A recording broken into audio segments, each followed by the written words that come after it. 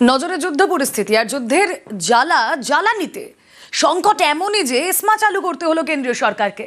বাড়িতে সিলিন্ডারের যোগান দিতে বাণিজ্যিক গ্যাসে কোপ, হোটেল রেস্তোরাঁয় সিলিন্ডার দেওয়া বন্ধ, শুধুমাত্র হাসপাতাল ও শিক্ষা প্রতিষ্ঠানে সরবরাহ করা হবে।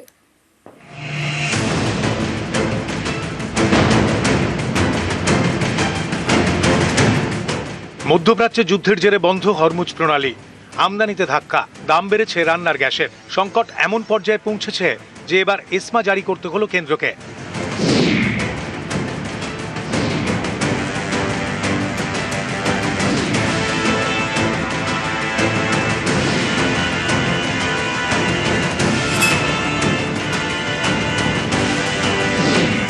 এসেন্সিয়াল সার্ভিসেস মেইনটেনেন্স অ্যাক্ট, জরুরি পরিষেবা বজায় রাখতে আইন, এই আইনে এবার বাণিজ্যিক গ্যাসে কোপ।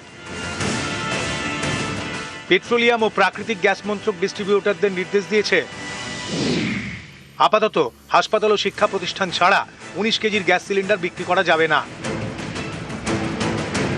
এতেই বিপাকে পড়েছে হোটেল রেস্তোরাঁগুলি। গ্যাসের অভাবে ইতিমধ্যেই দেশের বিভিন্ন জায়গায় ছোট হোটেল রেস্তোরাঁ ঝাঁপ বন্ধ করে দিয়েছে। দুশ্চিন্তায় এ রাজ্যের ব্যবসায়ীরাও।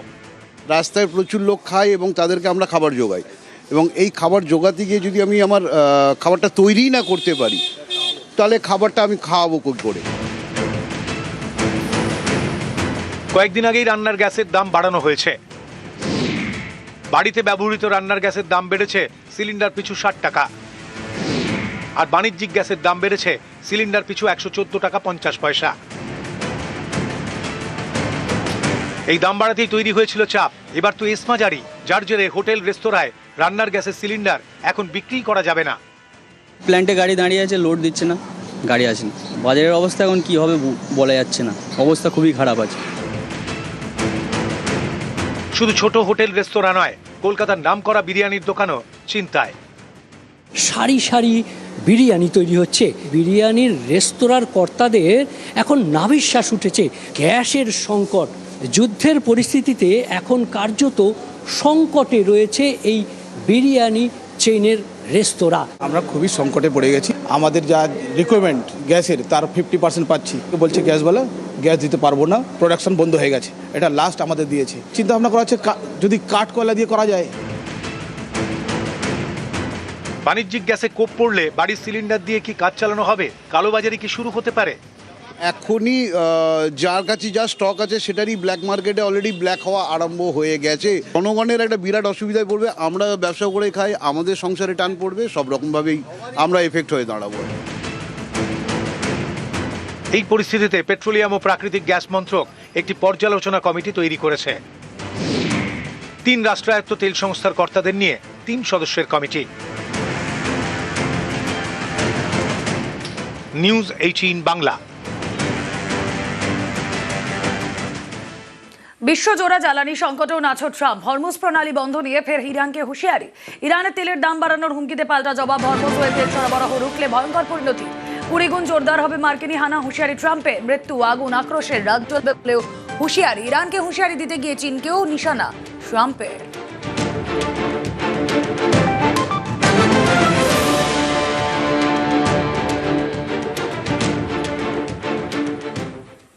ইরানের হানায় তছনছ ইসরায়েল, যুদ্ধে ক্ষতবিক্ষত তেল अवीव। इस वक्त इसराइल में उस गाड़ी में बैठा हूं जो बिल्कुल चकनाचूर हुई है ईरान के बैलिस्टिक मिसाइल के अटैक से। आप देख सकते हैं क्या हाल हुआ है।